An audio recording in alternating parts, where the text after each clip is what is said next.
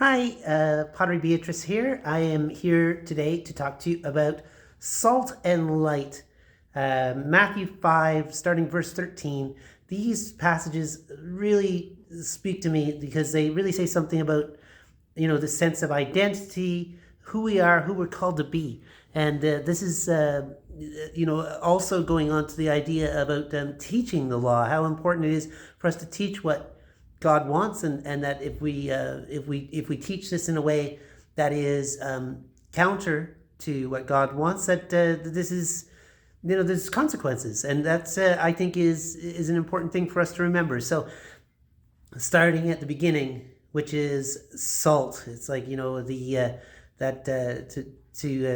we're meant to bring flavor to the world. So the whole idea about being a person of faith is that that faith should be able to be tasted. It should be able to be seen, because if it's not, then it's not really being lived. So the salt, we had this discussion. I had this discussion with my kids the other day. Salt is really important for our diet, but unfortunately, only a small amount. We don't need as much as we eat. We get way too much salt in our diet, but the idea is, in this time, they didn't have canned food. There was no preserved food. Salt was incredibly important to the preservation of food, but also, so that, being salt means like to preserve, but also to, so to keep things from going bad. So it really was the only, there was no refrigeration. So salting things, salt being incredibly important, but also brings flavor. It amplifies what already is. Salt in and of itself isn't really a flavor. It's about amplifying other flavors. And this is one of the things that we're called to do, to bring out the flavors of the earth, to help to preserve the good. And so this is I get very excited by this kind of passage, because it's like, okay, this is good. And this is definitely good news. This is the gospel. And then after that, it's like to be a light. What's the good of a light that's hidden under a bucket? Like if you have a lamp and you put it under a bucket, what's the point of it? It doesn't do anything. It still shines. Also, this made me think about a conversation I had the other day with someone, where I was talking about who wins in between the sun and a dark cloud. And the truth is, for a moment, the dark cloud wins, because it blocks out the sun. But guess what? It only blocks it out. So in between us and the sun, it may seem like the sun doesn't exist for maybe an extended period of time, but the sun is still there. It still shines, regardless of whether there's a dark cloud or not. And so, part of it being a cloudy day is waiting. It's just waiting for the clouds to part, and then to make the most of a sunny day while it's there.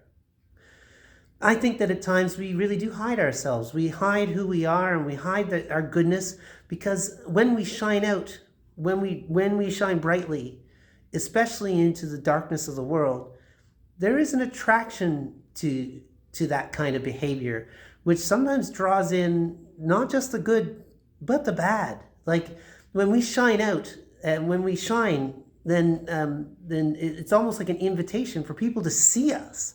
And the problem with being seen is that once you're, the people are the people, and so. So this is, but this is very clearly, Jesus is telling us this is what we're supposed to do, is we're supposed to shine. We're supposed to be seen, because it's sort of what we're for. That's the whole point of who we are, is to shine. And so one of the things I hope for you over this coming week, or, wherever you are hearing this message, is that you really discover your saltiness, your goodness that brings out and amplifies the flavor of all the goodness that is in the world and all around you. Although our diets may be filled with salt, our lives sometimes could use a little bit of that extra God flavor, that goodness, the generosity, that the grace, the forgiveness, and the love, which is so powerful, and for which we're made. And so In that same way, I wish that for your love, I pray for your love to shine, and that you allow it to shine, even though it may feel dangerous. It's exactly for this that you were made. It's exactly why you are. And so don't suppress your isness. Don't suppress who you are, because that's the equivalent of taking a light and putting a bucket over it. This is not the same as like a dark cloud. Dark clouds are a natural part of the cycle of the seasons of a day. But a bucket over a lamp is just absolute. It's like the reversal of the purpose of the lamp. In the same way, though, when you share advice with other people, may it be such that it helps them to shine, and that it does not cause them to hide. May you not, be an obstacle for people. Don't be the bucket over their lamp. And also, don't suppress their bringing flavor to the world. This is, because that, in a way, creates this space where we no longer, our existence, our being is suppressed. And when we contribute to that, we actually contribute to the halting of what is holy, what is good. Instead, let us be always agents for, like magnifying glasses. It'd be, so that the light may shine, but I mean, maybe that's a bad example because then it may burn.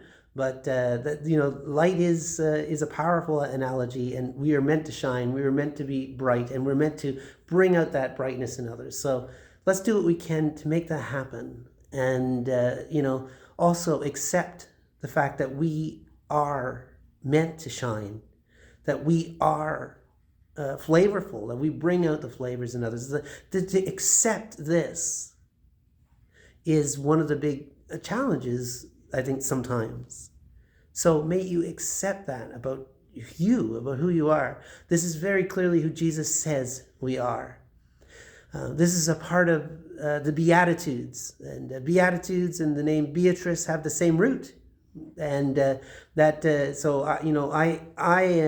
is something I'm really working on, is to try to embody the Beatitudes. And it's not easy. But thankfully, I don't do it alone. And neither do you. God walks with us and yearns for us to show the God colors of the world, to shine them out, and to bring that God flavor to the earth, to amplify that which is good.